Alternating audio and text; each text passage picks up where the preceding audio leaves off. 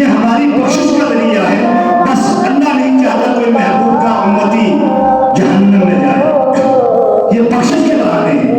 تو اتنی نعمتیں ہمیں مل رہی ہیں تو ہمیں حاصل کرنے کے لیے کچھ کرنا ہوگا. حضرات محترم، آج کی رات پچھلے جمعہ کو میں نے ایک واقعہ عرض کیا تھا.